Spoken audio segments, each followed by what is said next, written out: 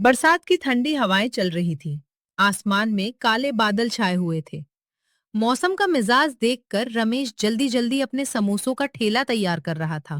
इससे पहले कि तेज बारिश शुरू हो जाए, ठेला लेकर बाजार निकल जाता हूँ। ठेला तैयार करके वो घर के अंदर आया। कई साल पुराना मिट्टी का घर जगह जगह से जर्जर हो चुका था। छत से पानी टपकने के निशान साफ दिखाई देते थे। रसोई में मिट्टी के चूल्हे पर उसकी पत्नी कमला गर्मा गर्म समोसे तल रही थी, जबकि उसकी छोटी बहन मीना समोसे भर रही थी। भाभी, सारे समोसों में आलू का मसाला भर दिया है। कमला ने परात की ओर देखते हुए कहा। अभी थोड़ा मैदा बचा है। जल्दी से बाकी उबले आलू में हरी मिर्च और धनिया मिलाकर मसाला तैयार कर दो। 10-15 समोसे और बन जाएंगे। रमेश उदास आवाज में बोला। इतने समोसे काफी हैं। बारिश में ज्यादा बिक्री होना मुश्किल है। चेहरे पर चिंता साफ दिखाई दे रही थी। तभी उसके दोनों बच्चे पायल और चिंटू दौड़ते हुए आए। पापा, आप तिरपाल भूल गए थे। और ये चटनी भी भूल गए थे। रमेश ने दोनों को प्यार से गले लगा लिया। मेरे बच्चे मेरा कितना ध्यान रखते हैं। कुछ देर बाद रमेश ठेला लेकर बाजार पहुंच गया।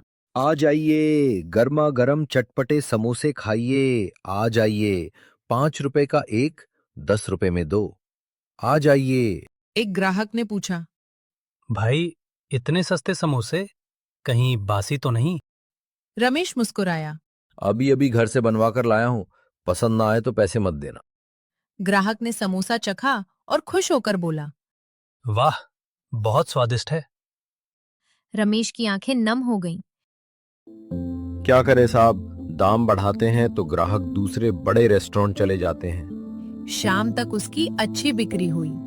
वो मन ही मन सोच रहा था, अगर कुछ दिन और अच्छी कमाई हो जाए तो मैं लाला हरिराम को बाकी किराया दे दूंगा और एक छोटी दुकान खोल लूंगा। तभी मकान मालिक हरिराम वहां आ पहुंचा। क्यों रमेश, दुकान के बाकी पैसे कब देगा? लाला जी, 2000 रुपए एडवांस दे चुका हूं। बाकी 8000 धीरे धीरे दे दूंगा। हरिराम ने सख्त लहजे में कहा। मुझे किस्तों में पैसे लेना पसंद नहीं। 2 दिन में पूरे पैसे दे देना, नहीं तो दुकान किसी और को दे दूंगा। इतना कहकर वो 4 समोसे लेकर बिना पैसे दिए चला गया। रमेश उसे देखता तभी रहा। तेज बारिश शुरू हो गई। वो बचे हुए समोसे लेकर घर लौटने लगा। रास्ते में पानी से भरी सड़क पर उसका ठेला फंस गया। तभी तेज रफ्तार कार ने उसे टक्कर मार दी। कुछ राहगीर उसे अस्पताल ले गए। डॉक्टर ने जांच के बाद कहा, पैरों की मांसपेशियों में गंभीर चोट है। कुछ दिन आराम करना होगा। मैं घर का इकलौता कमाने वाला हूं। तभी कमला ने उसके पास आकर कहा, आप चिंता मत कीजिए। जब तक आप ठीक नहीं हो जाते, मैं समोसे बेचूंगी। अगले दिन कमला 500 रुपए लेकर सब्जी मंडी पहुंची। वो सस्ते आलू ढूंढ रही थी। तभी उसकी नजर एक बूढ़ी महिला पर पड़ी, जो छाटे हुए आलू बेच रही थी। 250 रुपए में पूरा बोरा ले जाओ बेटी। कमला ने हिसाब लगाया और घर आलू लौटकर खरीद उसने लिए समोसे बनाए और बाजार पहुंच गई।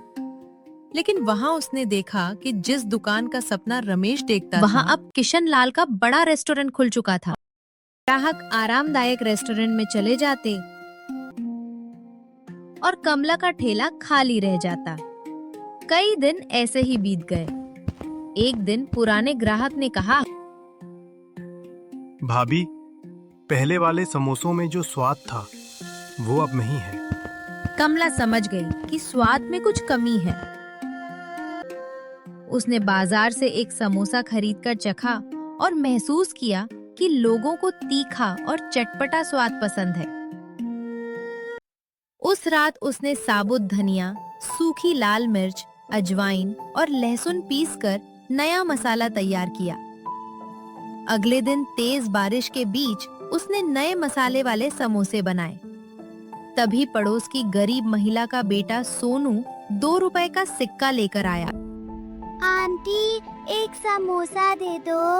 रमेश की माँ गंगा देवी बोली। 2 रुपए में समोसा नहीं मिलता। लेकिन कमला मुस्कुराई। बच्चे की खुशी सबसे बड़ी होती है। उसने सोनू को चटनी के साथ समोसा दे दिया। बाजार पहुंचकर उसने आवाज लगाई, आइए, सिलबट्टे की धनिया मिर्च की चटनी के साथ गर्मा गर्म चटपटे समोसे खाइए। आइए, सिलबट्टे की धनिया मिर्च की चटनी के साथ गर्मा गर्म चटपटे समोसे। उधर किशन लाल अपने ग्राहकों से झगड़ रहा था। तुमने 4 समोसे खाए हैं। ग्राहक गुस्से में बोले, तुम बासी समोसे बेचते हो। नाराज ग्राहक कमला के ठेले पर आ गए। उन्होंने समोसे खाए और खुश होकर बोले, वाह, यही है असली स्वाद। तभी तेज बारिश शुरू हो गई। कमला ने तुरंत तिरपाल बांध दी। अब ग्राहक आराम से खड़े होकर समोसे खाने लगे। धीरे धीरे उसके ठेले पर भीड़ बढ़ने लगी। कुछ ही दिनों में किशन लाल का रेस्टोरेंट खाली पड़ गया। घाटे में आकर उसने दुकान छोड़ दी। कमला ने तुरंत हरिराम को एडवांस देकर वही दुकान किराए पर ले ली।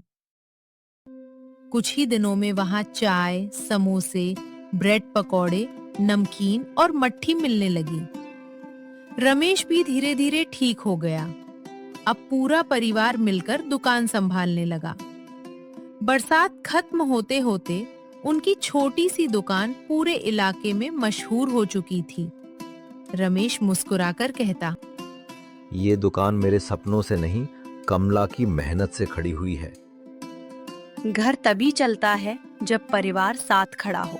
कठिन समय में हिम्मत, मेहनत और परिवार का साथ हो तो छोटी सी शुरुआत भी बड़ी सफलता में बदल सकती है।